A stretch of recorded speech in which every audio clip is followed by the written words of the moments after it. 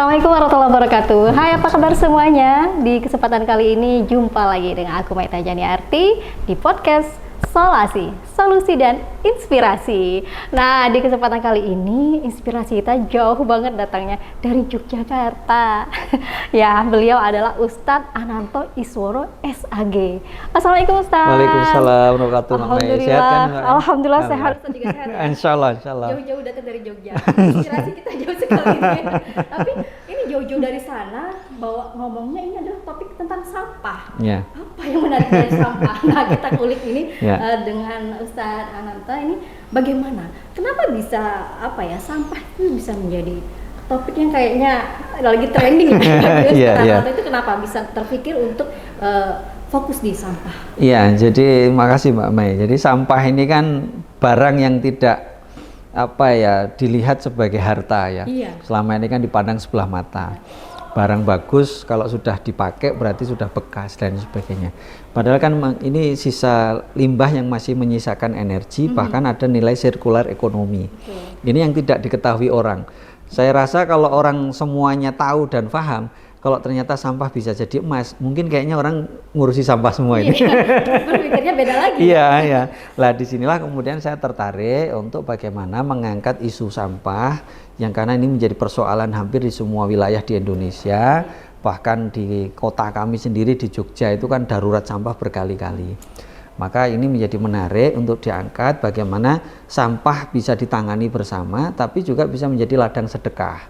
Bisa membantu anak-anak untuk bisa sekolah yang mungkin terhalang SPP-nya, bisa kemudian membantu juga orang bisa mendapatkan biaya rumah sakit dan lain sebagainya.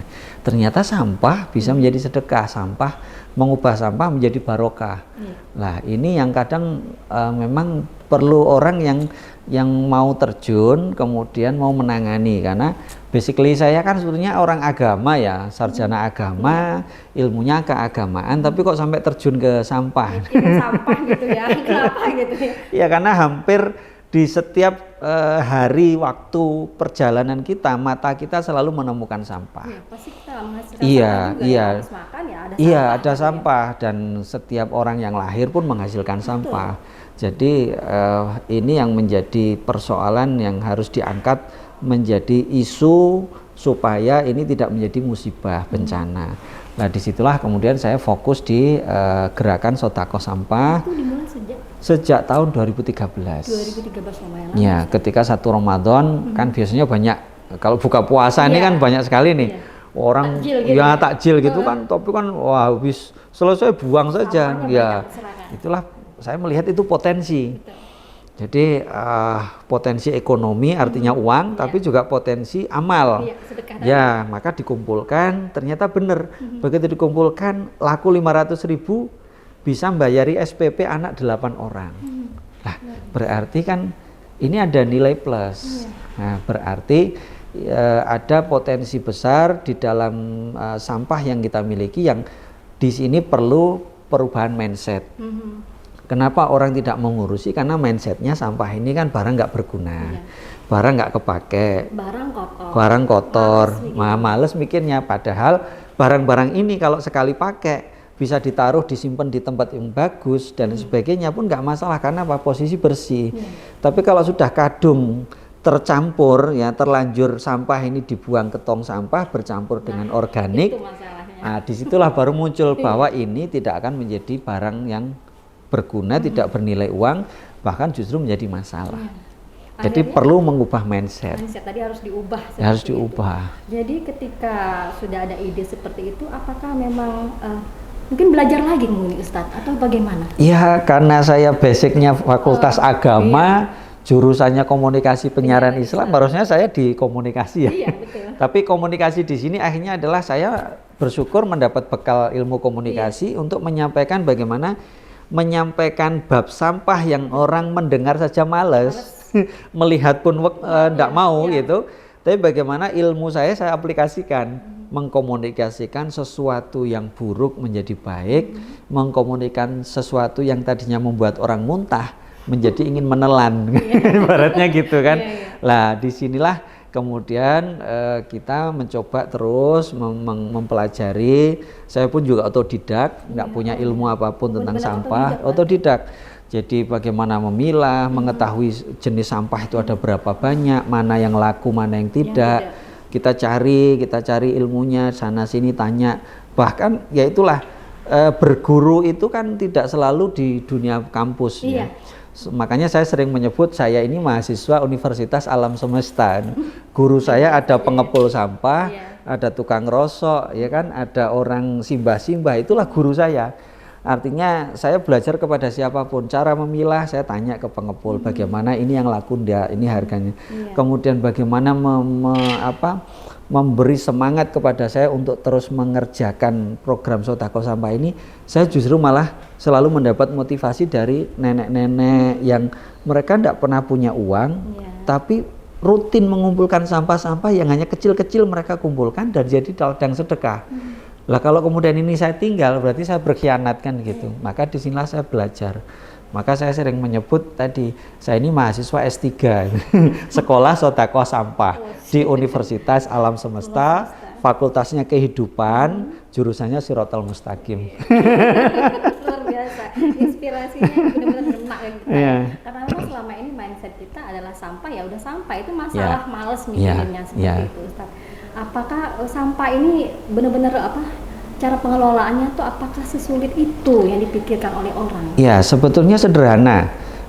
Ada banyak cara yang bisa kita kerjakan untuk mengelola sampah. Jadi tidak serumit yang dibayangkan. Karena memang menjadi rumit itu karena perilaku tadi sudah tercampur, sehingga ini harus dibersihkan dulu, harus bau, dan itu jadi rumit karena perilaku kita sendiri, kembali kepada diri kita. Tapi kalau misal punya air kemasan habis, dikumpulkan dalam keadaan bersih, beli sabun, beli sikat gigi atau odol dan sebagainya, bungkusnya langsung dipilah, disimpan, itu kan tetap dalam kondisi bersih. Kemudian punya apa lagi dalam kondisi bersih, maka ini menjadi sederhana, menjadi lebih mudah untuk ditangani.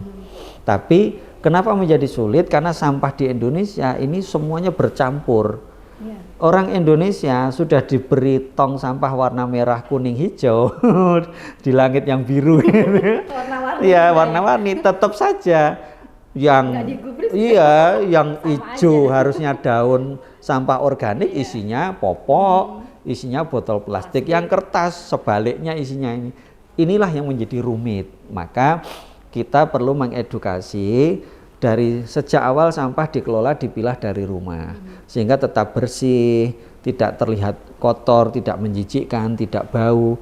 Maka ketika disetorkan ke Sodako Sampah ataupun ketika ini dijual atau ini diapakan, akan lebih mudah ditangani, termasuk ketika ini sudah dari pengepul ke pabrik, ya skala industri pun akan lebih mudah. Karena sudah dipilih. Jadi ini ironisnya Mbak Mei. Ironisnya itu Indonesia itu penghasil sampah plastik terbesar di lautan di dunia. Nomor 2 loh. Nomor 2 dengan 187, sekian juta ton per hari. Ini kan berarti luar biasa. Iya, ironis. Potensi sampah kita sangat besar plastik, tapi kenapa nggak bisa menghidupkan pembangkit listrik tenaga sampah? Karena sampah plastiknya tidak bisa diolah di skala pabrik, karena tadi tercampur dengan organik, tercampur dengan B3, belum lagi lumpur macam-macam karena dibuang di selokan, dibuang di.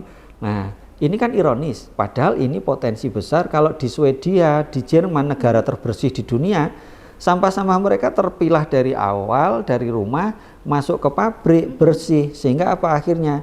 Di sana bisa pembangkit listrik tenaga sampah, biodiesel, ada biosolar, ada macam-macam. Ini semua akhirnya kembali yang merasakan nikmatnya masyarakat. Akhirnya apa? Mereka bayar listrik lebih murah karena sudah mengkontribusikan sampahnya. Nah, ini yang kalau bisa ditiru oleh orang Indonesia, ya ini kan luar biasa potensinya. Lah, jangan sampai malah menjadi persoalan baru di lautan gitu kan, karena diprediksi kalau di penelitiannya Jambek itu 2050 jumlah sampah plastik di laut itu lebih besar jumlahnya daripada jumlah ikan. Karena apa? Banyak ikan mati makan sampah. Banyak mati karena makan sedotan, dan sedotan ini Indonesia pemecah rekor nomor 1 penghasil sampah sedotan. Nomor satu.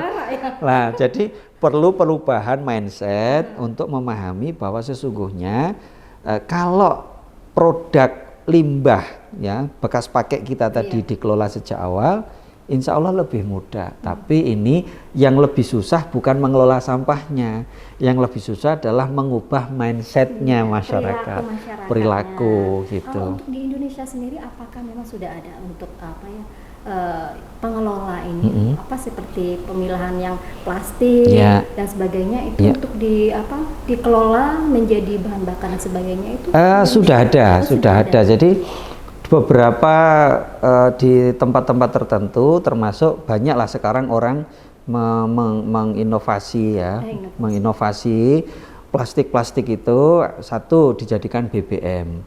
Jadi plastik itu dipanaskan dalam suhu 200 atau 300 derajat, kemudian uapnya ini akan menjadi dari, kalau tidak salah ya, yang sudah kemudian mempraktekkan dengan alat-alat ini 10 kilo plastik itu bisa menghasilkan solar 6 liter, kemudian premium 3 liter, kemudian minyak tanah 2 liter kalau tidak salah ya. Nah ini kan berarti ada inovasi yang kalau kemudian, nah apakah ini oktanya bagus atau tidak lah itu kan nanti perlu penelitian lagi, perlu kemudian harus tapi paling tidak orang mencoba mencari solusi supaya sampah ini tidak jadi masalah, bahkan sampah ini menjadi problem solving. Apalagi kemudian kalau ini jadi BBM sedang mahal-mahalnya, orang melirik ini karena premiumnya cuma 7.000 dijualnya kan murah, maka yang pokok motornya jalan. Jadi ke pasar masih bisa, berbisnis masih bisa, kerjaan di kebun masih bisa kan, ini kan berarti membantu. Ada lagi yang sampah plastik ini kemudian dibuat menjadi paving block, bahkan sudah standar SNI, dipanaskan kemudian lumer dicetak standar SNI juga sudah ada. Ada juga yang dicetak menjadi balok-balok seperti kayu, kemudian bisa menjadi meja, kursi dan lain sebagainya. Jadi tapi ini udah dalam skala besar atau skalanya ya cukup lumayan besar, karena kalau yang paving block tadi sudah banyak kantor, kemudian kantor-kantor, perusahaan-perusahaan, berarti kan ada lahan yang cukup luas, lahan parkirnya dengan paving block itu, berarti kan ini sudah skala besar. Dan ini malah penemunya ini 2 orang putri di Jakarta itu kan. Ya, jadi paving block Indonesia atau eco paving atau apa istilahnya itu, ini kan menarik. Nah, kalau saya kan memang nggak masuk skala industri ya, saya lebih banyak menjadi seorang yang mengedukasi saja, bentuknya sedekah sampah. Jadi hasil penjualannya untuk santunan pendidikan, anak yatim piatu, santunan sembako, janda fakir miskin, santunan kesehatan, ataupun kemudian untuk membeli air bersih untuk dibagikan ke daerah-daerah yang kekeringan dan sebagainya. Ini kan ternyata bisa dari sampah. Jadi sampah bisa membawa berkah, sampah menjadi rupiah. Betul. Karena selama ini orang berpikirnya sedekah masa nggak punya uang. Tapi ternyata dia punya sampah. Nah ini bisa berpotensi jadi alat sebagai sedekah. Sedekah, gitu, kan? Dan ini kan sedekah ini kan biasanya orang menyamakan dengan sedekah mesti uang, sedekah orang kaya, kemudian sisa uang. Lah kalau orang miskin terus apa nggak boleh bersedekah? Nah padahal tetap perintahnya harus sedekah kapanpun, waktu lapang maupun sempit. Disinilah letak kami menginisiasi mendirikan Sodaqoh Sampah. Ini dalam rangka memberi kesempatan, membuka peluang kepada siapapun manusia, kaya, miskin, mampu tidak, berpendidikan atau tidak, untuk bisa bersedekah. Maka levelnya menjadi sama, kaya bisa sedekah, miskin sedekah. Nah dari sini akan memunculkan efek kesehatan. Orang-orang yang kurang mampu ini tadi merasa bahagia. Kalau sudah hormon kebahagiaannya keluar, muncullah herd imun. Herd imun ini akan menciptakan peluang usia harapan hidup lebih panjang. Nah maka kalau rumahmu itu bersih, hati menjadi senang, herd imun muncul, usia harapan hidup lebih panjang. Tapi kalau rumah kita kotor, pulang kantor sudah stres urusan kantor, sampai rumah wah sampahnya stres lagi kan. Ingat usia harapan hidup jadi mungkin lebih pendek. Ini secara teori ya, tapi memang betul bahwa ternyata banyak usia nenek-nenek di tempat kami malah lebih panjang dari yang muda-muda karena gampang stres tadi. Jadi gini, Ustadz, jadi kalau kita ngomong masalah stres gitu, masyarakat kita nggak mau ambil pusing. Ya. Artinya ketika ada sampah di rumah numpuk, ya daun-daun lah, Ya, berserakan dan sebagainya, di satu akhirnya dibakar. Nah, ini kira-kira apa pendapat Ustadz mengenai kebiasaan masyarakat seperti ini? Ini memang kebiasaan lama dan mendarah daging. Iya, betul. Bahkan penyakit keturunan. Jadi padahal ini semua potensi. Sampah daun ini bisa dikelola. Dikelola dengan misal dengan kompos aerob. Itu kan sederhana saja, pakai tong ya bisa, pakai ember ya bisa, pakai batu-batu bata yang juga bisa, yang nanti akan kalau sudah mengendap akan menjadi tanah, media tanah baru yang bisa untuk tanaman dan lain sebagainya. Atau cara paling mudah sekarang ini juga promosi malah jadi cara paling mudah teman-teman kalau kemudian punya sampah daun ya, atau ibu-ibu punya sampah daun susah, wah komposter aerob itu apa harus buatnya, tinggal cari aja di mesin pencari Google compost bag. Nah sudah compost bag tinggal beli online selesai, 80.000 100.000 udah jadi, tinggal masukkan saja. Nah itu kan sampah-sampah daun itu bisa tinggal disiram saja, bisa malah disiramnya pun bisa memanfaatkan air bekas cucian beras, jangan dibuang percuma. Jadikan untuk perangsang tumbuhnya atau mempercepat dedaunan itu kembali menjadi tanah. Kan lebih manfaat semuanya, jadi tidak ada yang sia-sia. Nah, maka kalau sudah jadi tanah bisa untuk tanaman bunga. Kalau mau berbisnis bisa dijual di packing kan begitu. Ayo packing mungkin berapa kiloan. Nah, antar WA saja ke ibu-ibu PKK atau ibu-ibu arisan mau cari tanah untuk bunga, saya punya. Nah kan potensi juga kan, bisa jualan online. Potensi lain ya. Iya. Kita ngomong-ngomong mengenai gerakan sedekah sampah, apa visi dan misinya? Ya, visi kami adalah mengajak orang beramal dengan cara mudah, yaitu dengan sampah. Itu misi kami lah, visi kami. Misinya adalah bagaimana mengajak orang untuk ta'awun dan takaful. Jadi menolong dan menanggung orang itu caranya ternyata mudah dengan sampah. Kemudian bagian dari save the world. Jadi misi kami adalah mengajak orang semuanya untuk mencintai bumi ini. Terus membangun kebersamaan, kerjasama multi generasi untuk bertanggung jawab dengan nasib bumi ini. Nah, jadi ini misi. Maka di tempat kami relawan itu multi generasi.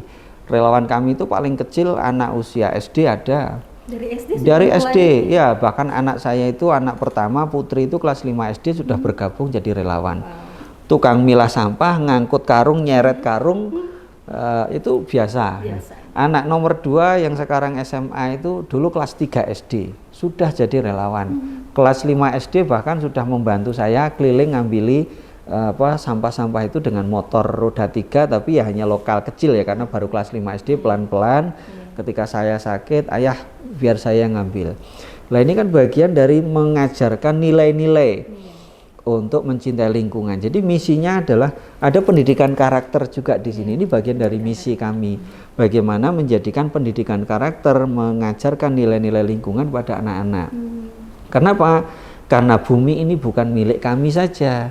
Bumi ini adalah milik mereka, anak cucu kita. Maka tinggalkan lingkungan yang bersih, tinggalkan air bersih. Kalau kemudian sungai tercemar sampah, sumur tercemar sampah, semua sumber mata air jadi kotor, maka tinggalkan sumber mata air yang bersih. Nah ini kan misi.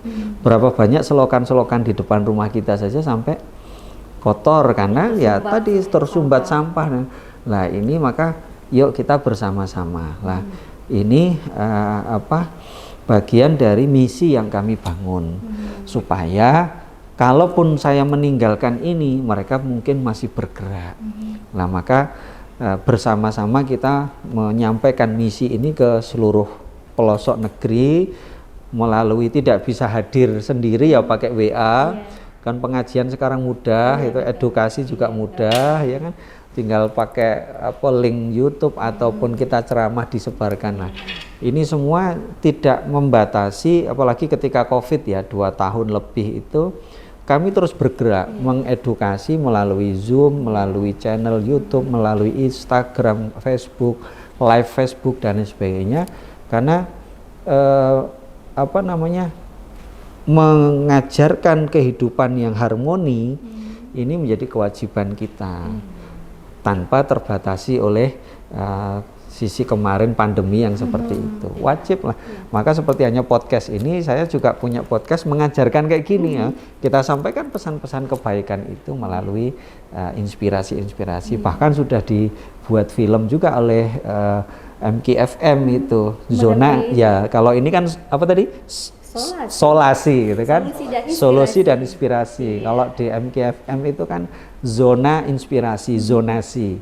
Dan kami ada film yang dibuat oleh mereka sebagai bagian dari mengkampanyekan program Sodako Sampah ini.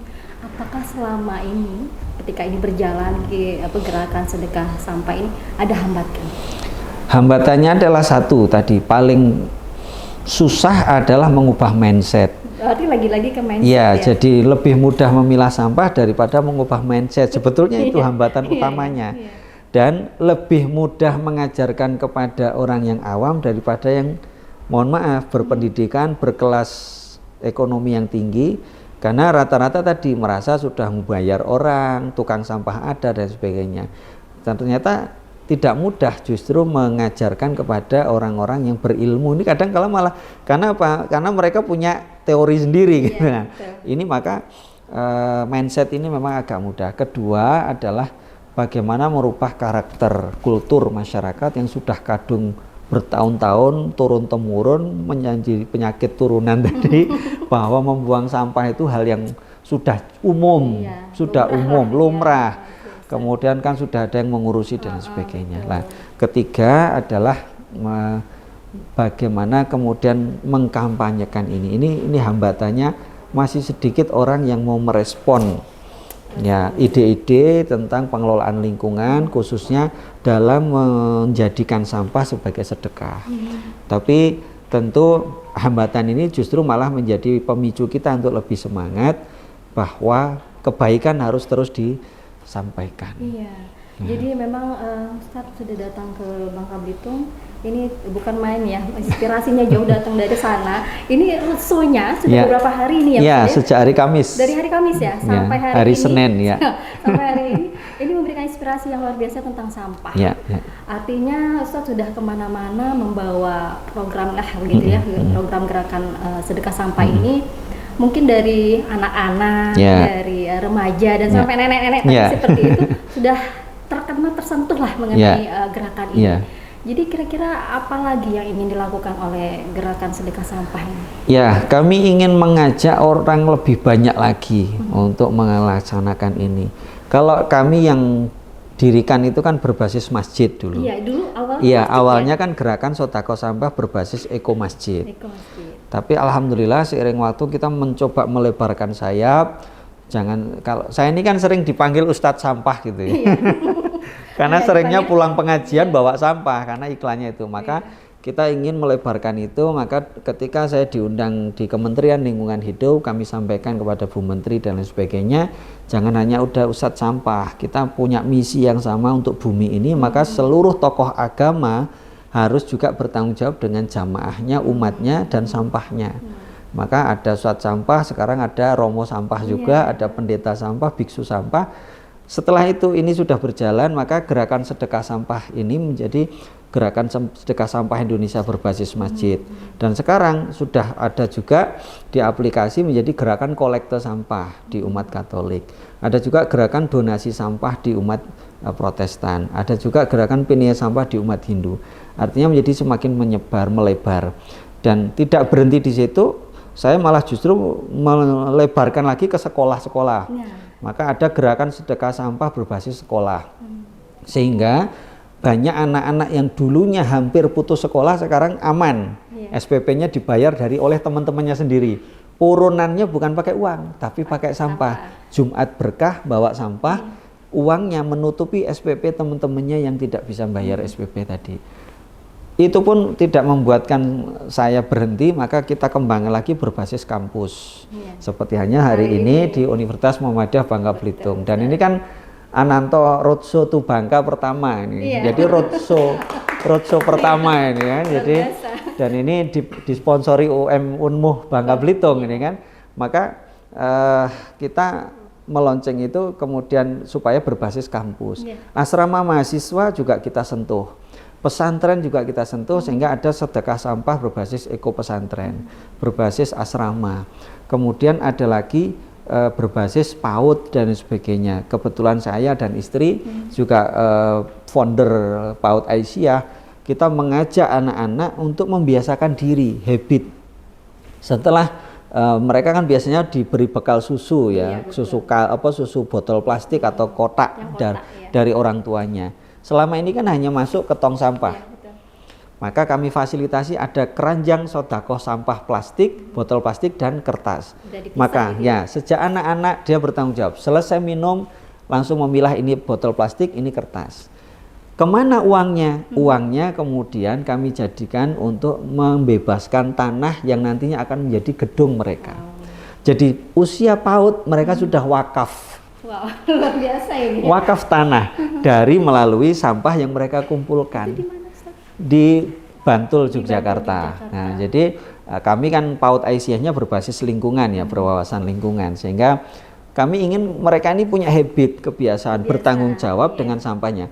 Lah, tapi kan bekal di tasnya anak-anak ini tidak hanya botol susu, ada makanan snack ringan, plastiknya multi layer, dibuang kemana? Kita ajarkan lagi dengan air kemasan, botol kemasan yang sudah nggak dipakai, mereka bertanggung jawab dengan plastik hasil dari snack yang mereka makan tidak boleh dibuang sembarangan. Mereka masukkan tabung di dalam botol-botol itu, dipadatkan menjadi eco brick. Eco brick inilah yang kemudian menjadi meja belajarnya mereka, kursi belajarnya mereka, bahkan dari kursi dan meja eco brick itu bisa menjadi alat permainan edukatif mereka untuk jembatan batu, untuk belajar geometri, kemudian untuk membuat menara bangunan tinggi, mengenal warna, kemudian memicu motorik kasarnya untuk memadatkan itu dan sebagainya. Tidak perlu beli.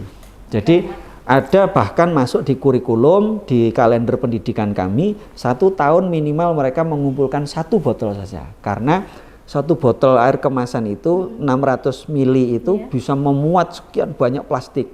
Apalagi yang 1 liter. 1 liter itu bisa muat 25 kresek ukuran paling besar kalau dipadatkan. Berarti kan cukup efektif untuk mengurangi sampah kresek multi layer supaya tidak terbuang ke berbagai tempat, apalagi di bawah angin kan mudah sekali.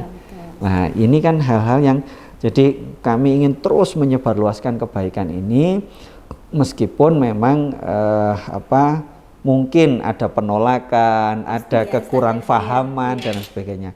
Lah maka ini bagi saya syukuri ketika saya diundang ke Unmuh Bangka Belitung, karena Bangka Belitung ini kan kepulauan dan aspek wisatanya luar biasa indahnya, lautnya, pantainya. Tapi kalau lihat dari sayang. Jadi kalau pantai dan laut yang sudah cantik ini dikotori oleh sampah, itu kan sayang. Maka inilah misi saya, kenapa begitu diundang untuk ke Bangka untuk roadshow ini, saya langsung semangat karena saya mencintai pantainya Bangka Belitung. supaya tetap bersih. Cuma memang kalau dari atas ini masih banyak sekali lubang-lubang bekas tambang, dan ini menjadi tugas kita bersama. Ya, maka kita harus menghidupkan kembali lahan-lahan kosong itu, lahan-lahan mati yang ditinggalkan menjadi gersang. Karena perintah Rasulullah, siapa yang menghidupkan lahan mati dengan menanam pohon, buahnya dimakan burung, dicuri orang, akan menjadi pahala sedekah sampai hari akhirat nanti. Berarti menghidupkan lahan mati di Bangka ini menjadi tugas yang sangat mulia. Maka itulah, ayo kita bergerak. Oke, baik Ustaz, terima kasih untuk inspirasinya di hari ini. Dan memang teman-teman di luar sana mungkin yang pengen ya melanjutkan kuliah ini kalau ada hubungannya dengan lingkungan di Universitas Muhammadiyah Bangka Belitung ada program KSDA nih tadi yang kerjasama tadi ya KSDA dengan Lazismu. Nah kebetulan dengan Ustadz Ananto ini yang menginspirasi kita di bidang lingkungan, apalagi sampah ya Ustadz ya. Ini benar-benar PR kita bersama supaya apa? Supaya ini menjadi berkah ya Ustadz ya. Nah ini buat teman-teman yang pengen melanjutkan kuliah di Universitas Muhammadiyah Bangka Belitung, ayo gabung bersama kita di sini di Universitas Muhammadiyah yang berkemajuan dan mencerahkan. Oke Ustadz, terima kasih. Terima kasih banyak. Ya, sukses selalu. Amin. Buat Ustadz juga sekeluarga ya. Insya Allah. Iya. Terima kasih banyak. Sehat selalu. Sampai di sini dulu inspirasi kita kali ini di podcast Solasi, Solusi dan Inspirasi. Dah.